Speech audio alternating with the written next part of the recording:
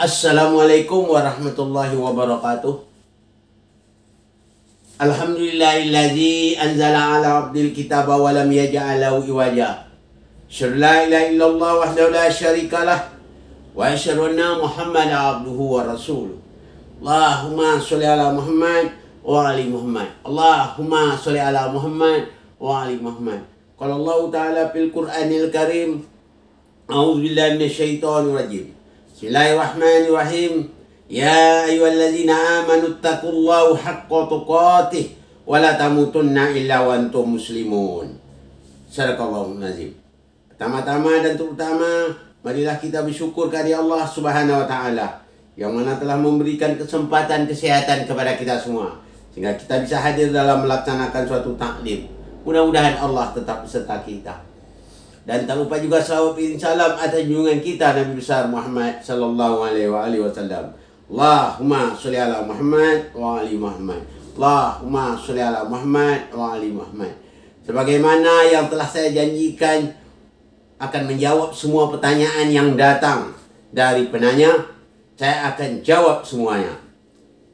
Sebagaimana yang datang pertanyaan tersebut, ya Ustaz, apa penyebabnya umat Islam ini tidak bersatu? Tolong Ustaz jelaskan. Assalamualaikum warahmatullahi wabarakatuh. Pertanyaan datang buat saya. Dia mengatakan, kenapa umat Islam ini tidak bersatu? Untuk menjawab persoalan ini, kita jelas. Kerana umat Islam ini pada sini tidak berpegang teguh dengan Al-Quran. Masih banyak berpegang teguh selain dari Al-Quran yang berpegang teguh. Entah pendapat syanu, entah pendapat syanu, entah buku sini, entah buku sana, entah kitab sana, kitab sini. Tidak berpegang teguh. Kata siapa? Kata Allah. Sebagaimana yang difirman Allah di dalam surah 43, surah ke-43 ayat 43 yang bunyinya, fastamsik billadzi uhiya ilaika innaka ala siratim mustaqim. Maka berpegang teguhlah kamu kepada agama yang telah diwahyukan oleh Allah, sesungguhnya kamu berada atas jalan yang lurus. Jadi fastamsik billadzi uhiya ilaika. Uhiya, berpegang teguh apa yang telah diwahyukan Allah kepada kamu. Yang wahyu Allah itu apa? Al-Quran. Sesungguhnya engkau berada atas jalan yang lurus. Jadi kalau kita berpegang teguh kepada Al-Quran, maka kita berada jalan yang lurus. Nah, sekarang kenapa terjadi tidak bersatu? Karena tidak berada di jalan yang lurus. Kenapa tidak berada di jalan lurus? Karena tidak berpegang teguh kepada wahyu Allah. Itu penyebabnya. Dalam ayat lain juga Allah katakan juga. Di dalam surat Al-An'am. Surat An'am ada juga yang mengatakan oleh Allah, surah An'am ayat 153. Surah An'am ayat 153 yang bunyinya, ya, Bismillahirrahmanirrahim.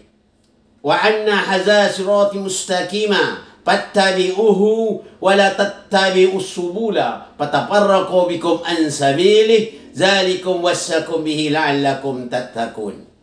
Dan bahwanya kami perintahkan bagi kamu, ikutilah jalan yang lurus. Jangan kamu ikuti jalan yang lain.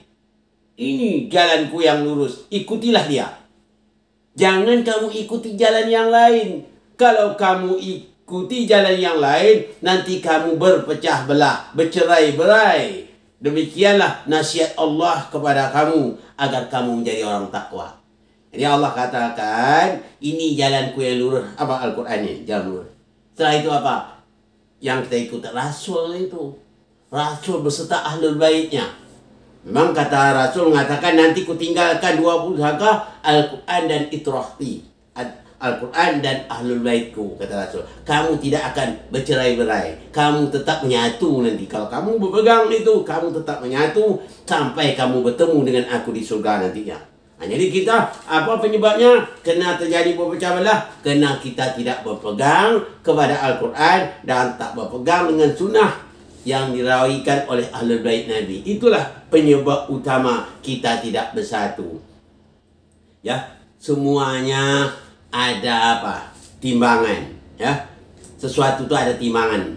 Jadi kalau untuk kita berada jalan yang benar itu, ikutilah apa yang kata Allah, ikuti apa yang disampaikan oleh Rasul, baru kita menyatu. Kadang-kadang kalau kita ingat, sedangkan kalau kita mau membeli mobil baru, ya mobil baru, ada buku petunjuk atau katalog yang dikasih dari perusahaan itu, bahwa dari pabrik maksudnya, ini yang harus kita laksanakan. Umpama sudah 4.000 kilo harus di service atau di tune up kan, begitu. Begitu itu petunjuk. Jadi apakah lagi manusia itu ada katalognya. Katalog manusia ini adalah Al-Quran. Kita tidak ikuti, rugi sendiri, salah sendiri, maka terjadilah berpecah belah. Jadi berpecah belah ini atau penyebab umat yang tidak bersatu karena umat ini tidak berpegang teguh kepada Al-Quran, tidak berpegang teguh kepada sunnah Nabi yang dirawikan oleh Ahlul Bait Nabi. Itu penyebabnya. Kalau kita berpegang teguh kepada Al-Quran, berpegang teguh kepada sunnah Nabi yang dirawikan oleh Ahlul Bait Nabi, pasti kita tidak akan berpecah belah seperti ini. Itu jawabnya ya. Memang pada zaman sekarang ini orang agama ini sudah dicampur baurkan orang dengan kebatilan. Kadang-kadang ya yang menyampaikan, kadang-kadang penceramah sendiri supaya dia disenangi orang. Baca juga ayat Quran tapi dicampur dengan yang batil, bikin lawak.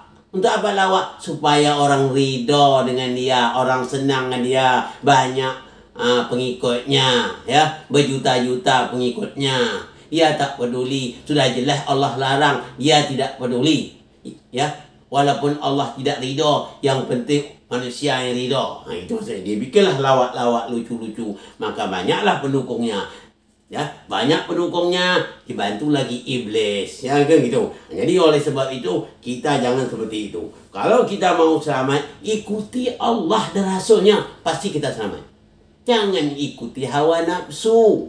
Selama ini banyak mengikut hawa nafsu, ya. Tidak disuruh Allah, Nabi tidak suruh berlawak, tapi kita tetap berlawak. Ya, oleh sebab itu kalau umat ini mau bersatu, mari kita berpegang teguh dengan apa yang telah diwahyukan oleh Allah dan bagaimana yang telah disunahkan oleh Rasul lewat Ahlul Baitnya. InsyaAllah kita umat ini akan bersatu, ya. Ini kita harapkan, ya. Mudah-mudahan apa yang saya sampaikan ini bagi penanya paham. Sekali lagi saya katakan, kalau juga belum paham boleh hubungi email saya atau hubungi via WhatsApp saya atau telepon. Oleh InsyaAllah semua pertanyaan Anda saya jawab dengan sejelas-jelasnya. Mohon maaf dari segala kekurangan. Wabillahi taufiq wal hidayah. Assalamualaikum warahmatullahi wabarakatuh.